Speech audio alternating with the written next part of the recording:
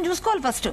అది చూసుకోలేదు కాబట్టి వెంటనే ఇట్లా నేను మాట్లాడాల్సి వచ్చింది. నేను పార్టీ మీదే ఫస్ట్ రేవు పార్టీల గురించి ఆ పెట్టిన వాడిని రేవు పెట్టాలంటాను నేనైతే. వాడు గట్టిగా 4 దండించి ఒక 10 మంది ఆడవాళ్ళు మొత్తం కుమ్మేయాలి. నేనైతే అలాగంట, టిట్ ఫర్ టాట్ అంట. ఎందుకంటే వీళ్ళకి మర్యాదగా ఏంటి శిక్షలు అవి ఇవి అంటే కుదరవండి. ఇలాంటివి చేసేవాళ్ళు వీళ్ళని ఎన్నిసార్లు శిక్షిస్తారు, ఎన్నిసార్లు ఇది చేస్తారు. మీ మీద కూడా అసలు చాలా విమర్శలు చేస్తారండి.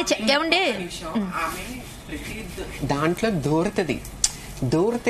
దూరచ్చు, మాట్లాడచ్చు, ప్రతిదానికి స్పందించాలా, కానీ నిజానికి మాట్లాడదు, నిజాయితీగా మాట్లాడదు. తప్పు అన్నమాట. అంటే తప్పు చేసిన వాళ్ళకి సపోర్ట్ చేస్తుందే తప్ప నిజాయితీగా నష్టపోయిన వాళ్ళకి సపోర్ట్ ఆమె ఏ రోజున చేయలేదు. ఇండస్ట్రీలో ఏ ఇండస్ట్రీయే కాదు, బయట అయినా సరే అవన్నిట్లో దూరినా సరే తప్పు జరిగిన వాళ్ళకి న్యాయం చేసే విధానంగా నిజాయితీగా హేమ గారు ఎప్పుడూ మాట్లాడలేదు. సో ఇలాంటి వాళ్ళకి దేవుడు అనేవాడు ఒకడున్నాడు.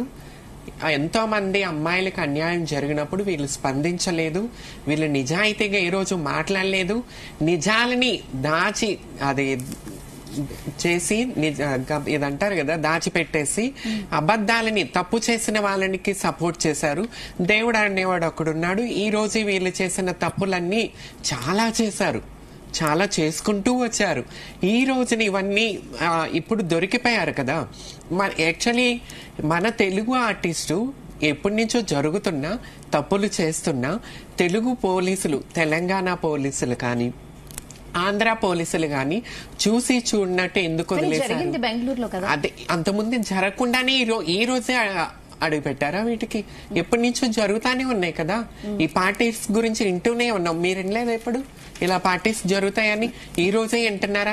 బెంగళూరులోని స్టార్ట్ చేశారా ఈ పార్టీ? కాదండి, ఎప్పటి నుంచో జరుగుతానే ఉంటాయి, వింటూనే ఉన్నాం. ఇలాంటి వాళ్ళని మన తెలుగు పోలీసులు ఇంతవరకు ఎందుకు పట్టుకోలేదు? హేమ లాంటి వాళ్ళని వీళ్ళు మొత్తం కూడా తీయాలా, వీళ్ళ మొత్తం చిట్టా మొత్తం బయట తీయాలా, పట్టుకోవాలా. ఎందుకంటే ఇది కల్చర్, ఈ కల్చర్ మంచిది కాదండి. మన యూత్ సమాజంలో ప్రతి ఒక్కరు మనల్ని రోల్ మోడల్ గా చూసి నేర్చుకుంటారు. సో రేపు ఇలాంటివి చూసినప్పుడు మామూలు యూత్ కూడా సమాజం మన తెలుగు కల్చర్ అనేది నాశనం అయిపోతుంది. సో వీటిని ఇంతటితో అంతమొందించాలని చెప్పి నేను కోరుకుంటున్నాను. ఓకే, యమున గారు మీ దగ్గరికి వస్తాను ఒక్కసారి నట్టి కుమార్ గారితో మాట్లాడాక. నట్టి కుమార్ గారు నమస్తే అండి. నమస్తే. హలో నమస్తే. నట్టి కుమార్ గారు నమస్తే అండి. నమస్తే.